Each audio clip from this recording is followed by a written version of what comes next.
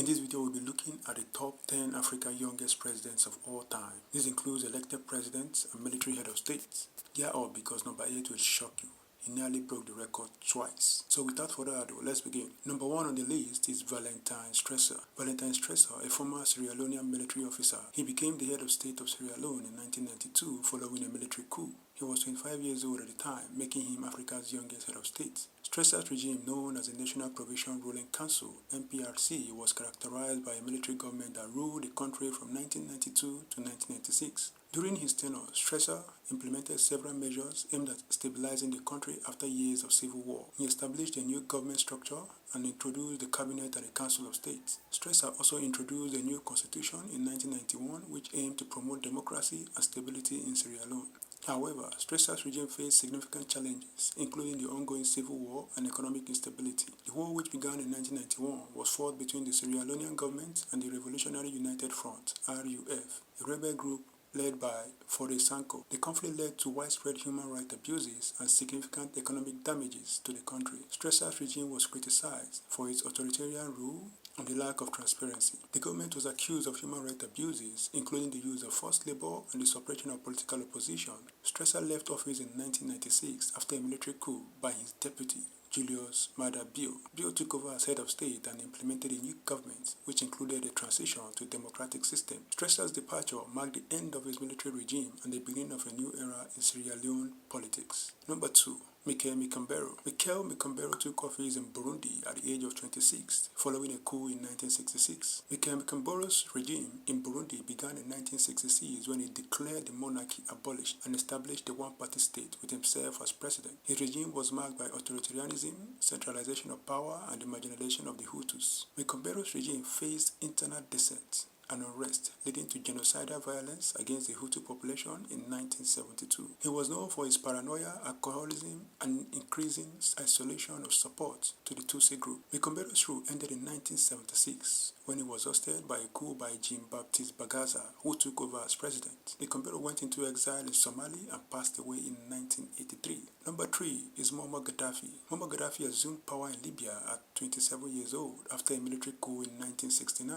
Muammar Gaddafi's regime in Libya began in 1969 after leading a coup against King Idris I. He established the Libya Arab Republic, later transitioning to the Socialist People's Libyan Arab Jammeh. Gaddafi ruled by decree, promoting his third universal theory, rejecting Western democracy and concentrating power in his hands. His regime was marked by authoritarianism, suppression of civil society, and a cult of personality. Gaddafi was overthrown and killed by rebel forces in 2011, ending his 42-year rule. His legacy includes economic advancements, but also political repression and instability in Libya. Number 4. Samuel Doe. Samuel Doe became Liberia's president at the age of 28 through a military coup in 1980. Samuel Doe's regime in Liberia began in 1980 after he led a military coup against President William L. Tolbert. Doe, who was a master sergeant in the armed forces of Liberia, became the first non-Americo-Liberian leader of Liberia, ending 133 years of Americo-Liberian rule. He suspended the Constitution of Liberia and established the People's Redemption Council (PRC) as a provisional military government with himself as the head of state. Doe's regime was marked by authoritarianism, corruption, and favoritism towards his ethnic group, the Crown. He dissolved the PRC in 1984 and attempted to legitimize his rule by introducing a new democratic constitution and holding a general election in 1985. Although he won the election with 51% of the vote, the election was widely criticized for being fraudulent. Doe's rule was characterized by totalitarianism, and his regime faced growing opposition for the Liberian public and the United States due to his corruption and human rights abuses. The first Liberian Civil War began in December 1989 when the Anti-Doe National Patriotic Front of Liberia (NPFL), led by Charles Taylor, invaded Liberia from the Ivory Coast to overthrow him. Doe was captured and executed by Prince Johnson on September 9, 1990. He was brutally tortured and the execution were videotaped by his captors. Doe's departure marked the end of his regime and the beginning of a new era in Liberia, with the country eventually transitioning to democracy. Number 5. Yahya Jammeh.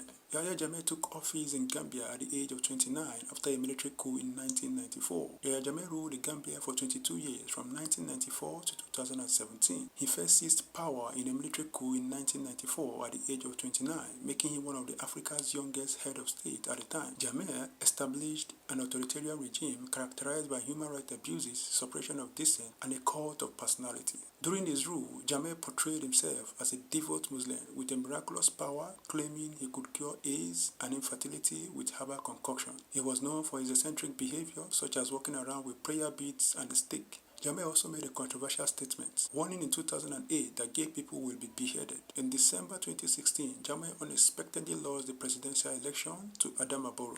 Initially, he accepted a defeat but later reversed his position, declaring a 90-day state of emergency and refuses to step down.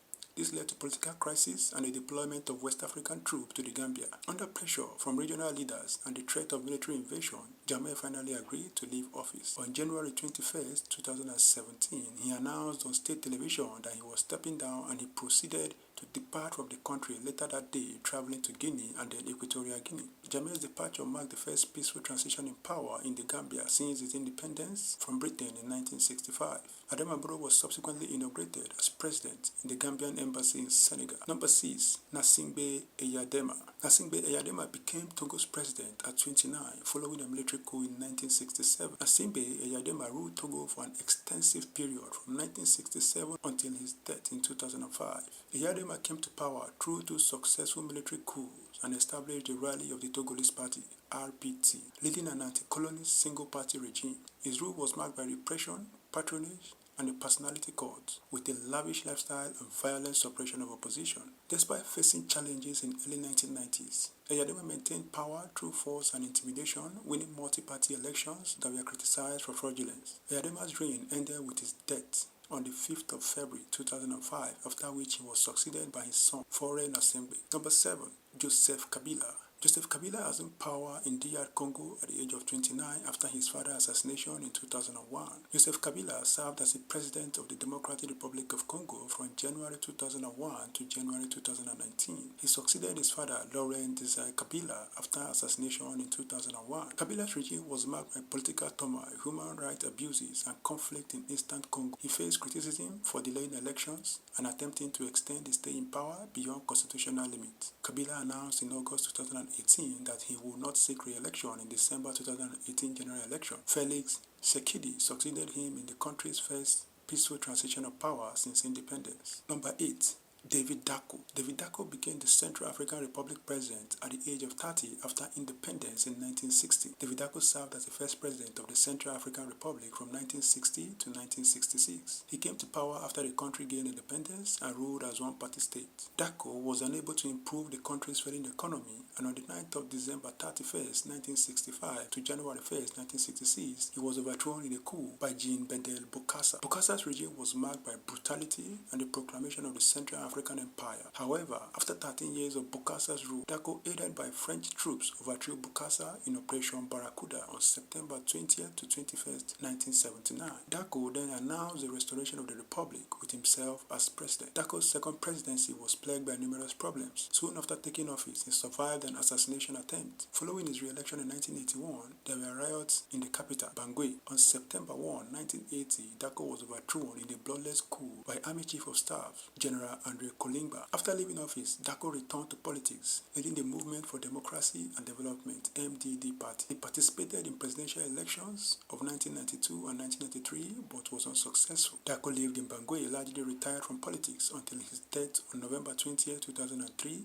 in Yaoundé, Cameroon. Number 9. Jean-Baptiste Bagaza. Jean-Baptiste Bagaza took office in Burundi at the age of 30 after a coup in 1976. Jean-Baptiste Bagaza ruled Burundi from 1976 to 1987, initially as military leader and later as president of the country. His regime was marked by authoritarianism, repression, and a cult of personality. Bagaza's rule was characterized by the suppression of political opposition, the marginalization of the Hutu population, and the concentration of power among the Tutsi elites. Bagaza's regime faced significant challenges, including economic instability and internal dissent. In 1987, a group of non-commissioned officers, NCOs, led a bloodless coup against him, replacing him with Major Pierre Buyoya. This marked the end of Bagaza's rule and the beginning of a new era in Burundi's politics. Number 10, and the last one on the list, is Marian Inabi. Marian Inabi assumed power in Congo at the age of 30 after a military coup in 1969.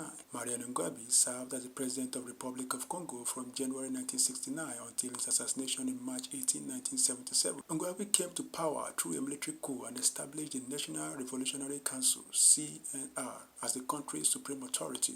Known for his leftist view, Inabi implemented socialist policies and aligned the Congo with the Soviet bloc. His regime was characterized by a commitment to Marxist-Leninist principles and the establishment of the People's Republic of Congo. Inabi's assassination in 1977 led to Denis Sassou Nguesso's ascension to power in 1979.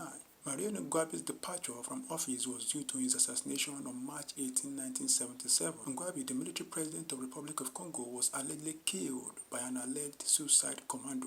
Speculation suggests that his unwillingness to collude with French authorities seeking control over the oil-rich Kabila region of Angola led to his assassination. French authorities, after Inabi's refusal to annex the region, conspired with the opposition figure within the Congo to oust him from power, culminating in his assassination. So there you have it. These are the top 10 youngest presidents and head of states in Africa's history. Let me know which of the leaders you are hearing for the first time and those of which you were expecting to be on the list but didn't quite make it. Thank you for watching. Please like, comment, or subscribe.